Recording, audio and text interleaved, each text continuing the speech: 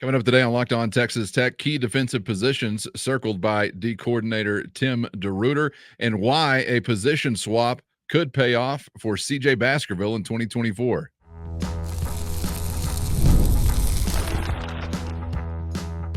You are Locked On Texas Tech, your daily podcast on the Texas Tech Red Raiders. Part of the Locked On Podcast Network, your team every day. Great to be with you again on Locked On Texas Tech on the Locked On Podcast Network, your team every day, always free and available on YouTube or anywhere you get podcasts. And thanks as always for making us your first listen.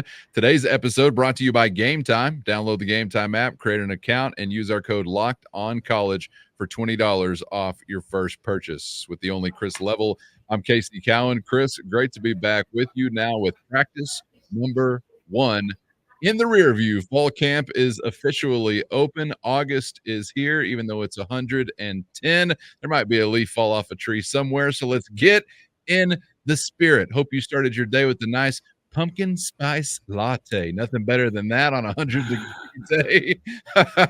I'm telling myself the fall has arrived at least. We know fall camp has. So want to get into some thoughts today on what's gone down and what will go down first couple of days of camp. Also want to take a listen to Red Raider defensive coordinator Tim DeRuyter with some thoughts on key position battles as we get into camp, and one key position swap for CJ Baskerville that a lot of folks seem to feel like is really going to pay off, not only for him individually, but for Texas Tech's defense as a whole. But first, let's take a listen to Red Raider head coach Joey McGuire following practice number 1 yesterday.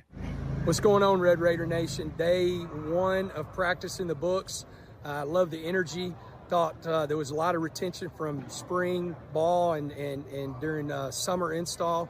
Thought the guys did great. There's a lot of enthusiasm, a lot of excited football players. We've got the same practice again tomorrow, and then day 3 we put on the helmets and shoulder pads. But we're excited. Get your tickets for August 31st because it's going to be a lot of fun. It's going to be a great year. Wreck 'em. Joey McGuire hails from the school of always be closing. There's no doubt about that. But I'm kind of curious, Chris. We get pads. What do you say, day 3 there? So we got a couple of days without it. What's the open like for a fall camp, and what are they trying to get out? Just the first maybe couple of days where you're trying to remember, yes, this is the way to put on a jockstrap. I'm assuming they still wear something similar to that. Maybe call it something different, or there's something that's more upgraded than I'm sure than what you and I were rolling around in. There's an acclimation period, is what the NCAA would term it, where you are in shorts and not full pads, and this is like the player safety kind of thing. They just try to acclimate in with the heat and with they don't want to throw anybody into the mix, the deep into the pool right out of the gate with putting them in full uniform and all that stuff. And so it's kind of you ease into it. NFL does the same thing. And teams these days are a lot more up to speed and caught up on what would be day 1 here as compared to they used to be, because there's a lot more hands-on in the summer that is allowed than there used to be. I remember going out in the mid-2000s, and it's like the team or the quarterback was kind of in charge, and they throw 7-on-7 and they do all this stuff, but the coach couldn't be anywhere near it, especially if there was a football involved. So it was kind of like the coaches can actually get out there with the team and the players in the summertime, talking scheme, talking, position groups, a variety of different things.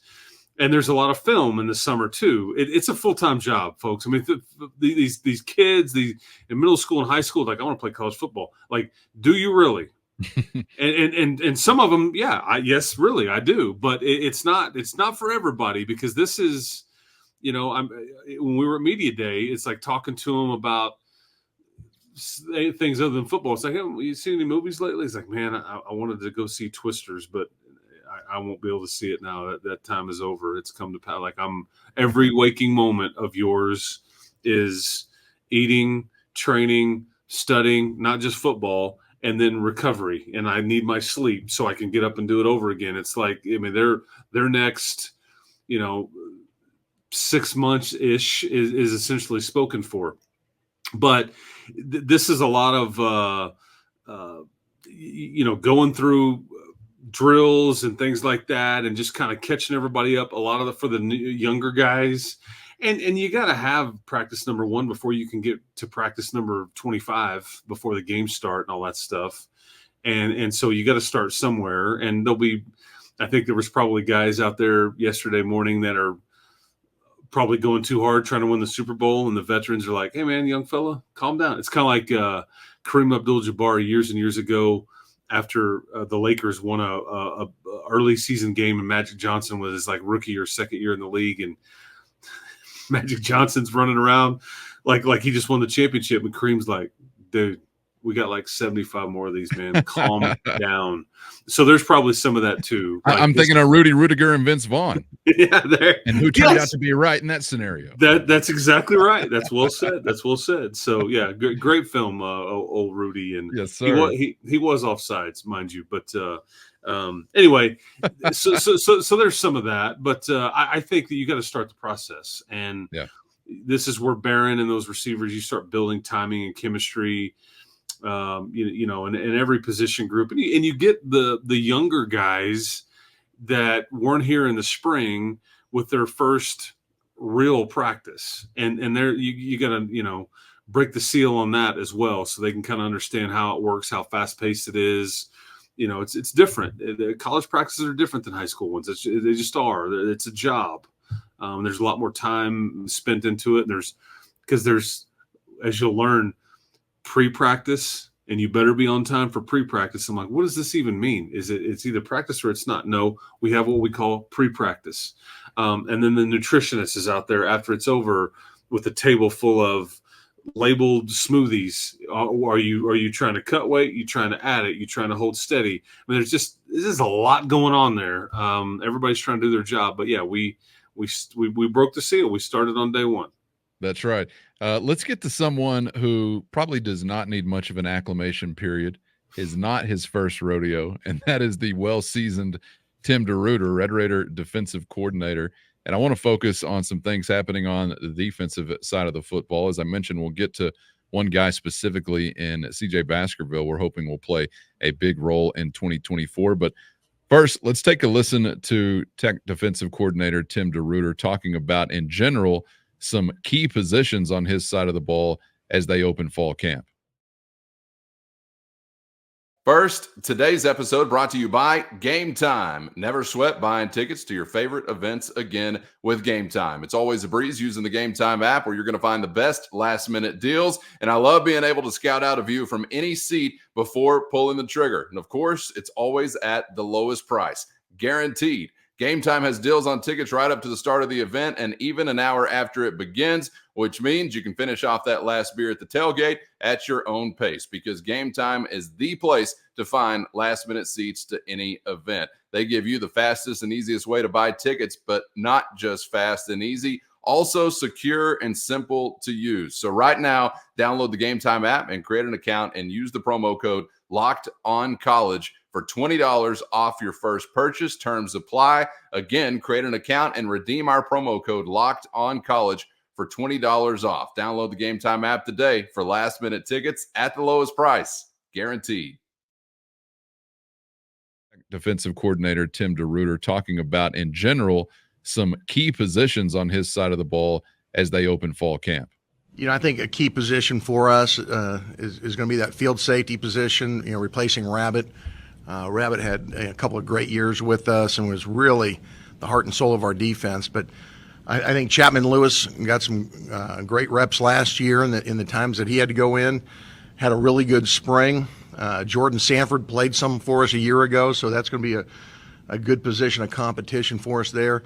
In the offseason, we got Boom Wilcox coming in to battle with CJ at the other safety position, and he showed us some things in the spring that got us excited about what he brings. And then at the corner position, I think a couple of our young corners really stepped up. Jaylen Peoples hadn't seen a lot of playing time, but had a really good spring.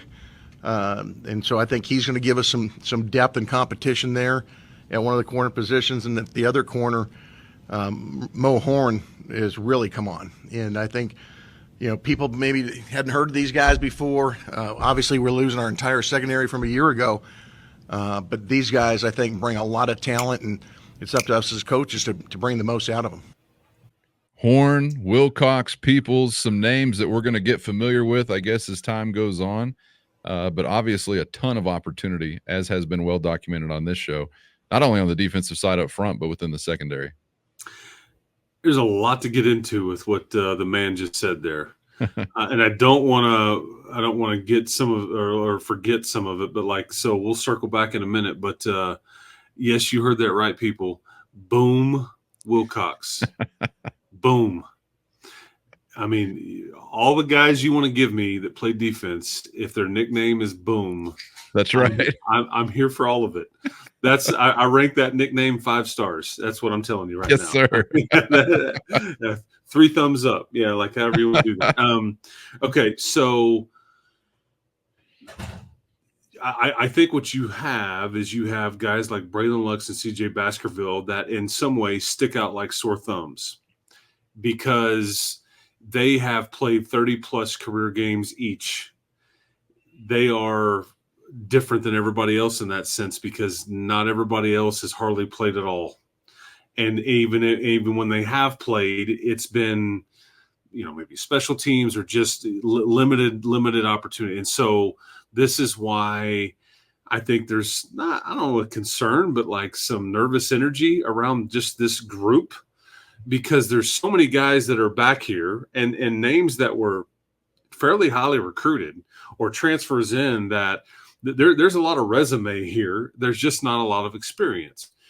So guys like Braylon Lux and CJ Baskerville, who were teammates at Fresno a couple of years ago, they are going to need to lead. And because I think those positions are locked up. Like one of those corner spots by Braylon Lux is locked up. He's got enough swag and confidence and remember in the summer we did these shows. Way too much focus on him getting beat by Troy Franklin versus Oregon and not near enough focus about all the interceptions and or a pick 6 here and there that were called back because of penalties. Not his penalty, not PI or anything, but just a penalty elsewhere. There's a lot of plays that he made that didn't get to count because somebody else made a mistake. Well, he led the team in pass breakups, I think, right? Yes, he did. And I think so.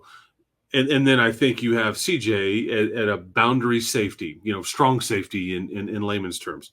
So, but after that, it's like, okay, the other corner, the other safety, the nickel, the dime. I mean, all those other different pieces are going to come from the law firm that we talked about last year, that true triumvirate of true freshmen. They're going to come from Boom himself, which, I mean, you inject that right into my veins some more.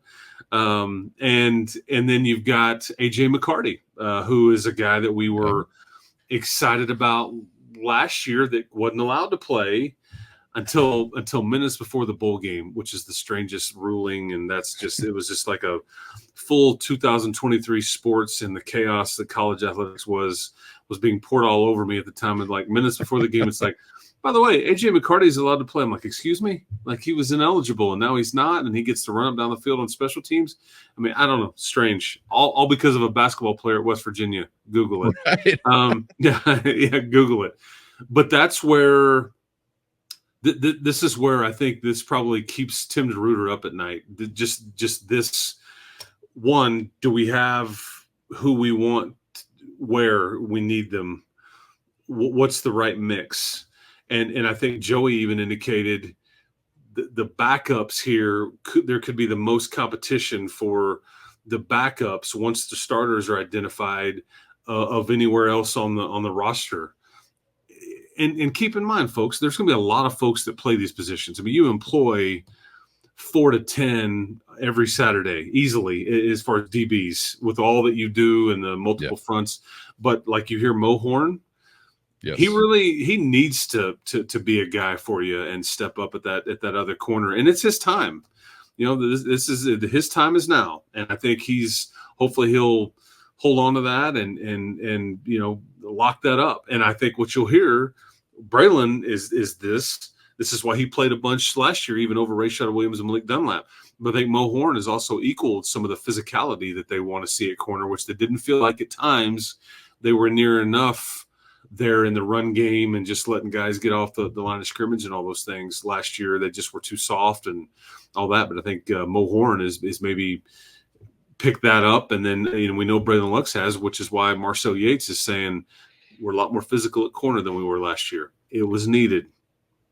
Mo Horn is a name that I feel like among those in the know, among those on the inside, I've heard a ton since the end of last season for whatever reason. I don't know that he's, any kind of household name or familiar to all that many fans in the stands, but it seems like he gets a lot of mention. I know that you've mentioned him many times on this program, but mentioned from coaches as well, going back to spring camp. And you just heard it there once again from Tim DeRuyter. And for those new members of the Locked On Texas Tech fam family who may just be arriving for the 2024 season, welcome. The water is warm, clothing optional. The law firm that we are referring to is Jordan, Sanford, and Lewis. Brendan Jordan, Jordan Sanford, Chapman Lewis. That's my first practice of the year, right off the cuff, baby. And they're among that group. I'd throw Mike Dingle into this. I'd throw Dylan Spencer into this. They're among that group of guys that were, really green behind the ears a year ago, or is it wet behind the ears? They hadn't done much because they were young, and they got thrown into the fire. And you knew that there were going to be some bumps along the road, obviously, when you do that. A guy like Ben Roberts, kind of an exclusion to that. He was also relatively green when he was thrown in.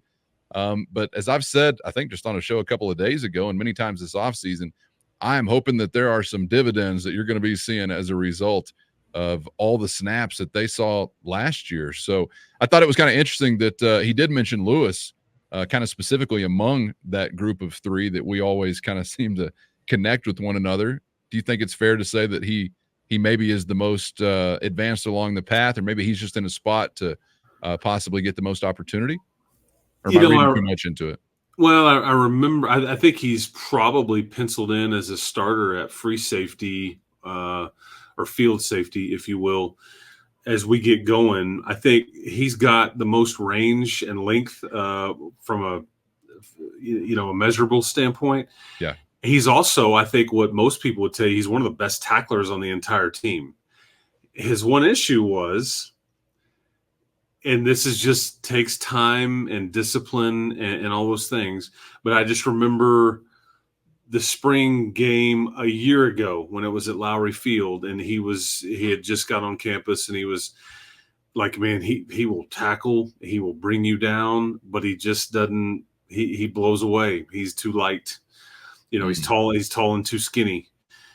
So guess what section of the protein shake table he's going to shop at? It's like hashtag gains. Bulk. Yeah, that's right. That's right. So he's listed at 6'1", 180, but this is the part of college football that you just can't speed up. It's like you got to keep guys in the oven a bit and let the cake bake, man. And I think he's listed at 6'1", 180. And in free safety, he won't have to be. And it's funny because one of the best open field tacklers in Texas Tech secondary in the last 10 or 15 years is actually one of his coaches. Is Deshaun Johnson from Ennis. He was one of the undersized, but he was a bit thicker and bulkier. He just wasn't near as tall as a guy like Chapman. But if you got anywhere near Deshaun Johnson, you were coming down, and violently. Right. And unfortunately, he had way too many tackles in his junior and senior year because he was like the last line of defense. It's like, dude, can't y'all get anybody up there? Like, up closer to the line of scrimmage? Why do they kind of keep breaking through the second and the third level? And so hopefully Chapman Lewis doesn't have to do too much open field tackling. But that was really, it's just experience. And then just he needed some size and pounds added to his frame. But they always loved his ability. The want to was never questioned, all that. So we'll see kind of what he does with it. He's an exciting prospect, but it just makes coaches nervous when you've got as many wet behind the ears and green as you just kind of described, because this is what equals busted coverages or missed tackles, or, man, I thought you were going here when I went. I mean, there's just some of that. And that's where a guy like Rabbit last year fixed a lot of that. Pre-snap reads and has people in the right places and all those things. And so that's what makes you a bit nervous. That's why CJ and Braylon Lux, man, they really need to not only play well, but really lead as much as anything. I think wet behind the ears. If you're green behind the ears, maybe a shot of penicillin and consult a physician. I think it's wet behind the ears. And the great Deshaun Johnson, one of my favorite recent Red Raiders, Keith Davis's son, right? Also a favorite recent Dallas Cowboy. Those guys, look, they're just some guys. And I think if you ever played football and you're growing up, you always understood that it's not necessarily the size of the package, but the way in which it is delivered, because there are guys that are not huge, but they are explosive as far as the contact that they make. And Deshaun Johnson, I think, certainly fit that bill. I don't know what it was. I remember having teammates like this. They could be sawed-off little dudes, but you would make a mistake if you thought that meant they weren't going to deliver a blow. For whatever reason, they're just guys that are able to be explosive when it's time to make contact. Before we get to Baskerville, Chris, can I ask you about Jaylen Peoples? Because this is a name that I feel like we've heard kind of bandied about, but hasn't really just taken hold of an opportunity yet or held one down full time. What is Peoples' story, and is he someone else that you kind of feel like heading into this season, hey, it is time, or it's now or never as far as making an impact or kind of taking hold of that opportunity? Yeah, he's one of the 3 or 4 corners that they've talked the most about, because what you have is, on paper we think Lux and we think Horn.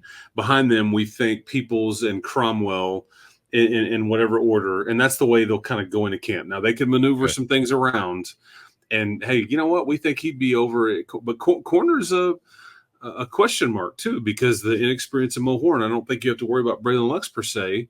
Not that he's some first team all conference guy, but like Peoples is right there in the background. So Jaylen Peoples came here from Cedar Hill. He was one of the first guys that committed to Joey when Joey got the job here. There was two or three guys from Cedar Hill that immediately were like, I'm in, Yeah. And Jaylen was one of those. So he's been around here. I think Jaylen's situation has been more of I think he's got the right measurables and size. I mean, he's listed at 5'11", 190 and all that, but I think where he needed to be better I hate to use this term, but it's like the maturity. Like you just said, you'd have to, some guys acclimate to college quicker and like everything that's coming at them. And some guys are just, they pick that part up quicker, or they've matured faster and things don't bother them. And I just think he needed, like most guys do, I think we're kind of there yet now. And I think he's really started to stack days and impress Tim and Joey months on months and now weeks on weeks and all these things. And so that's why you're hearing him talked about in this way. You just hope that Mo and Jaylen Peoples and people like that will continue to put these days together in August now that it's here, because there's going to be somebody here that we're talking positively about that, man, they hadn't looked as good as they did in the spring, or they're just kind of, they've hit the wall, or they're not, they haven't picked up the scheme like I thought, or man, they've missed too many. But I think that was Jaylen's thing, is just like all that it entails being a college athlete, the maturity. But I think and again, he's still young. I think listed as a sophomore. This is the natural progression. So this is why you haven't heard about him before now. The Sanford Lewis and Jordan deal, one was out of necessity, but I think those guys maybe just had a few things about them that were, but there's a variety of folks like a Jaylen Peoples that are just, it takes a bit to just handle all that's coming at you as a college player. And again, he's in the majority, not minority. Yeah. Well, it sounds like I definitely shouldn't be considering him a now or never guy. I thought he was a little older for some reason. I'm not sure why, but still early on, fairly early on. But there's an opportunity out there for him if he wants to take it, and I'm sure we'd love to have him do so. Yeah, because Horn and Peoples are sophomores, and those theoretically on paper, those could be your 2 starters at corner next year. Yeah, and the year after, I guess, if we wanted to go that. I mean, because Braylon Lux is a senior, and then Devin Cromwell just showed up, and he's kind of listed as a senior, but I think he's got a year after this one and all that left. So, but that's kind of your corner group. Again, if it stays that way, we'll see. Chris, let's wrap up our conversation staying in the defensive backfield and talking about CJ Baskerville, who has, I think, played some good football for the Red Raiders, came from San Diego State, where I believe he was a conference defensive player of the year, if I'm not mistaken, for the Aztecs at one point in time. Texas guy, again, I think has played some good football for Texas Tech since he's been here, but there seems to be some real optimism that he could maybe be in store for his most impactful year yet, in part due to a position swap. To talk a little more about that, let's take another listen to Tech defensive coordinator Tim DeRuyter. First, today's episode brought to you by eBay Motors. And eBay Motors has everything you need to maintain your vehicle and keep that ride or die ride on the road, or elevate your car's game to the next level of performance. Superchargers, exhaust kits, LED headlights, roof racks, and accessories of all kinds to fit your style. Whether it's power, speed, or design you're into, eBay Motors has you covered with over 122 million parts to perfectly fit what you need. Just head over to ebay.com/motors now, where you'll always find exactly what you're looking for, and at no risk because of eBay's guaranteed fit. Your part is guaranteed to fit just right every time, or your money back, keeping you burning rubber and not burning cash. With all the parts you need at the prices you want, it's easy to keep your ride or die on the road and moving your life forward at ebay.com/motors. eBay guaranteed fit, only available to U.S. customers, eligible items only, exclusions do apply. Talking about CJ Baskerville, who has, I think, played some good football for the Red Raiders, came from San Diego State, where I believe he was a conference defensive player of the year, if I'm not mistaken, for the Aztecs at one point in time. Texas guy, again, I think has played some good football for Texas Tech since he's been here, but there seems to be some real optimism that he could maybe be in store for his most impactful year yet, in part due to a position swap. To talk a little more about that, let's take another listen to Tech defensive coordinator Tim DeRuyter. You weren't really fair to him if you're just saying, how do we develop you the best in this 1 year? But he filled a role that we needed him to do, and like an unselfish player, he did a great job, jumping in with 2 feet, but didn't have those background reps. Well, now he's got a lot of banked reps. And so the more you play anything, the better you're going to get at it, just because you don't have to think, you can go out and react. And I think going through spring, seeing all the different formations and shifts and motions, the communication that our safeties have to make, it was much more comfortable for him coming out of spring that, hey, I know this position like the back of my hand. He's a smart player to begin with, but now he's got that extra half a step of quickness because he can anticipate things without having to think through, okay, what's my assignment on this play? Who do I got to communicate to? Aside from the experience he's describing there, Chris, are there other things about the position itself that you think lends itself to some success for him as a player? It's just what he's used to and what he feels most comfortable with. I think as he would tell you, he likes being a bit further back and getting a bigger picture of what is in front of him. I think that's what he was used to, whereas when he's playing star, he's up near the line of scrimmage a lot, and I think that there were some instinctual things that didn't come as naturally to him, that you want to read what's about to happen and kind of, with some foresight and all that. And I think he feels like the further back is what he's more natural at. And, it's what Tim was saying is what Ruffin McNeil used to say, man, clear eyes equal fast legs. When the kid's thinking too much or overanalyzing, it's like, 1.5 step the wrong way or a pause can screw you up greatly. And that's the difference between 6 points and an interception in some cases, whatever. But, CJ is a smart guy. He's a Swiss Army knife of sorts, in that you could put him in a variety of different places and he's going to be fine. I mean, you could play him again at star. You could play him at one of the linebacker spots. You can leave him where he's at. He's just, he can do a variety of things on special teams. As far as importance, we've had these conversations before. Like I told Quincy Ledet, hey, with all these D tackles everybody keeps telling me about, I still think you're one of the most important guys on the team because you're one of the most experienced D tackles here, and it's kind of your time, and it's your group now.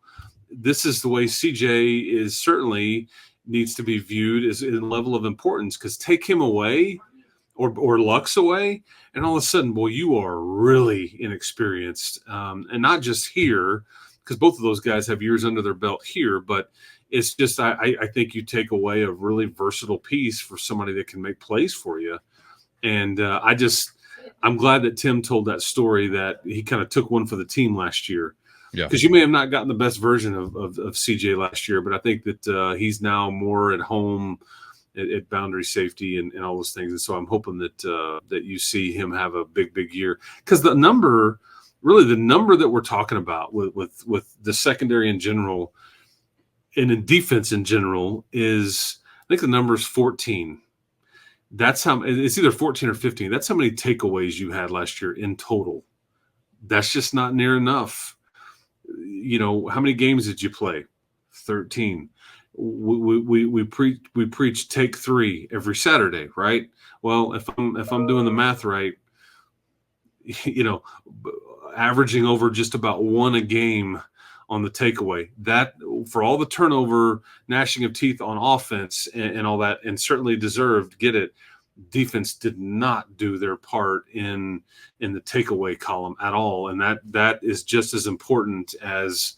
So that's where guys like CJ and Braylon, hopefully this group in general can be a bit more, noticeable in that category for sure. A little more dynamic. Only about 25 shy of what we need, boys. No big deal. Need about 39, 40 to roll with 3 a game through 12 or 13 games. No worries. All right, man. Appreciate the thoughts and insight there, Chris. We got plenty more to come this week. We'll get into some comments from Red Raider offensive coordinator Zach Kitley, of course, before we're to the weekend, as fall camp has now begun. Chris, appreciate the time, man. Enjoyed it, and we'll see you for the next one. Guns always up, people. So is the sun. The sun's up, guns up, whatever. Yeah, anyway, thanks for subscribing. Thanks for watching. We'll talk to you tomorrow. Get subscribed on YouTube or anywhere you get podcasts if you have not yet. You don't want to miss an episode now that it's on and popping. Still figuratively, but pads will be there soon, and we turn to a literal popping. Appreciate being your first listen as always, and check out Locked On Big 12 for your second listen, also on YouTube or anywhere you find podcasts. For Chris, I'm Casey. Thanks for being out there, and we hope to see you back for the next round on Locked On Texas Tech.